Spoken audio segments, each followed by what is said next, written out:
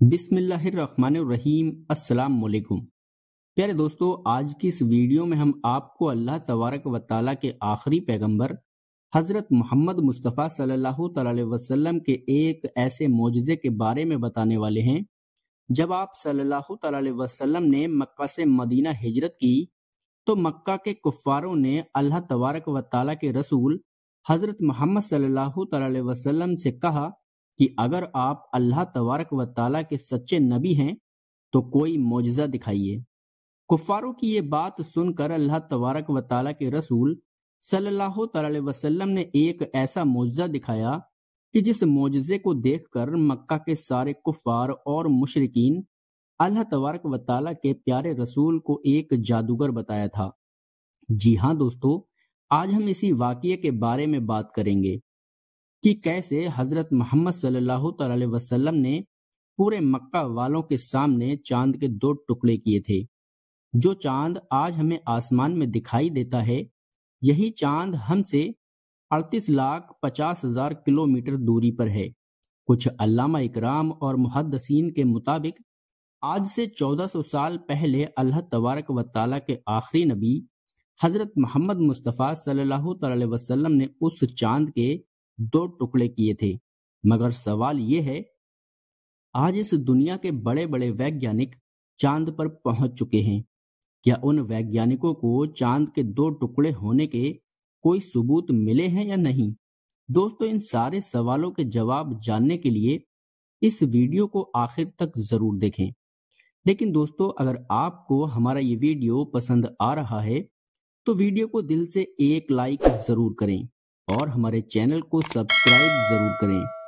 اس سے پہلے ہمیں یہ جاننا ہوگا کہ چاند کے ٹکڑے ہونے کا واقعہ آخر کیسے ہوا تھا۔ کچھ روایتوں میں ملتا ہے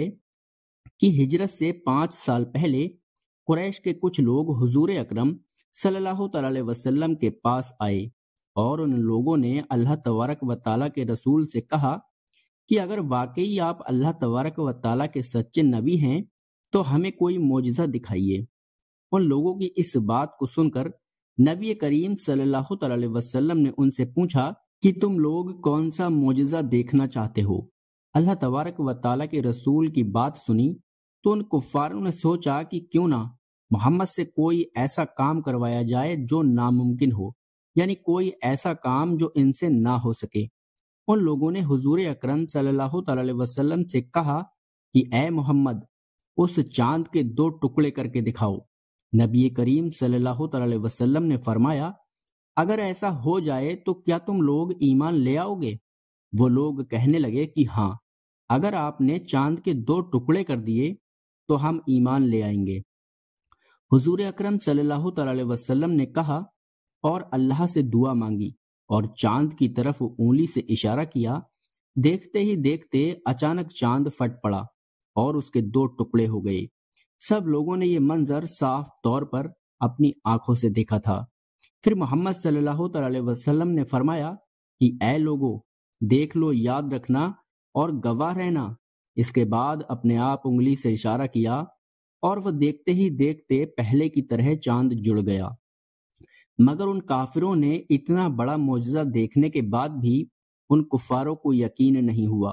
اور کہا یہ تو صرف محمد کا ایک جادو ہے، معاذ اللہ۔ اور حضور نبی کریم صلی اللہ تعالی علیہ وسلم پر یہ جادو کا الزام لگانے والوں میں سے ابو جہل بھی شامل تھا۔ مگر قریش کے کچھ سردار لوگ یعنی عقل مند لوگوں کا یہ ماننا تھا کہ جادو کا اثر صرف جو لوگ سامنے رہتے ہیں ان سامنے رہنے والوں پر ہوتا ہے، اس کا اثر ساری دنیا پر نہیں ہو سکتا۔ لہٰذا ان لوگوں نے کہا کہ جو لوگ دوسرے علاقوں اور ملکوں میں گئے ہوئے ہیں، جب وہ سفر سے مکہ واپس آئیں گے تو ان سے پوچھیں گے، کیا آپ لوگوں نے وہاں چاند کے 2 ٹکڑے ہوتے ہوئے دیکھا تھا؟ اگر ان سفر کرنے والے لوگوں نے گواہی دے دی تو حضرت محمد صلی اللہ تعالی علیہ وسلم یقیناً اللہ تبارک و تعالیٰ کے سچے نبی ہیں اور ہم محمد پر ایمان لا سکتے ہیں۔ کچھ دنوں بعد باہر جانے والے قافلے واپس آ گئے اور ان سے پوچھا گیا تو انہوں نے کہا کہ ہاں، ہم نے بھی اس دن چاند کو 2 حصوں میں بٹے ہوئے دیکھا تھا۔ لیکن قریش کے کچھ کفاروں نے یہ بات بنا کر کہا کہ کہ جادو اصل میں پورے آسمان پر کیا گیا تھا، اسی لیے جس نے بھی چاند کو جہاں سے بھی دیکھا انہوں نے جادو ہی دیکھا۔ دوستو اس کے بعد کچھ ہی لوگ رسول خدا حضرت محمد صلی اللہ تعالی علیہ وسلم پر ایمان لائے اور باقی کفار اور مشرکین گمراہی رہے، اور اس معجزے پر بہت سے سوال کیے گئے، جن میں یہ کہا گیا کہ اگر چاند کے 2 ٹکڑے ہونے کا یہ معجزہ حقیقت میں ہوا تھا تو اس وقت چاند کے ٹکڑے ہوتے ہوئے دوسرے شہروں اور ملکوں میں دکھائی کیوں نہیں دیا؟ اس اعتراض کا ایک جواب تو حدیث مبارک میں بھی موجود ہے کہ جب قافلے والے مکہ آئے تو انہوں نے اس بات کو مانا کہ انہوں نے چاند کے 2 ٹکڑے ہوتے ہوئے دوسرے علاقوں میں بھی دیکھا تھا، جبکہ وہ لوگ خود محمد صلی اللہ تعالی علیہ وسلم کے سخت خلاف اور ان کے دشمن تھے۔ دوسرا یہ کہ جب کچھ علاقوں میں چاند نکلتا ہے تو اس وقت دنیا کے دوسرے علاقوں میں دن کا وقت ہو رہا ہوتا ہے، لہٰذا اس وقت چاند کے ٹکڑے ہونے کا یہ معجزہ انہی لوگوں نے دکھائی دیا تھا جو اس وقت ان علاقوں میں موجود تھے جہاں آسمان بالکل صاف تھا، اور وہ اس وقت آسمان کی طرف دیکھ رہے تھے جبکہ دوسرے لوگ اسے نہ دیکھ پائے۔ اس کے باوجود چاند کے 2 ٹکڑے ہونے کے اس معجزے کو اس وقت دنیا کے کئی دیشوں نے دیکھا تھا، جن میں ہندوستان کا نام بھی آتا ہے۔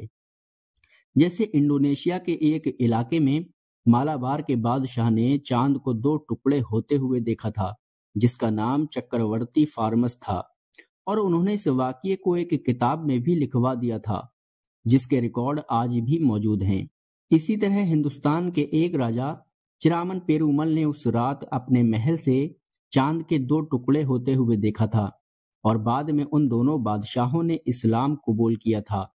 دوسری طرف آج کے زمانے کے سائنٹسٹ ریسرچ کر کے جہاں فیکٹس کے ذریعے اسلام کی سچائی کو آج ثابت کر رہے ہیں، وہیں چاند کے 2 ٹکڑے ہونے کا یہ معجزہ بھی 1400 سال بعد آج سائنٹیفک ریسرچ کے ذریعے صاف ہو چکا ہے۔ دراصل 1680 میں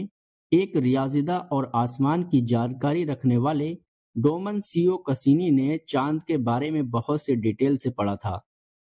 اس کے 200 سالوں کے بعد ناسا نے چاند کی تصویر جاری کی، اور ڈومن کسینو کی تصویر اور نئی تصویر کو ملا کر دیکھا گیا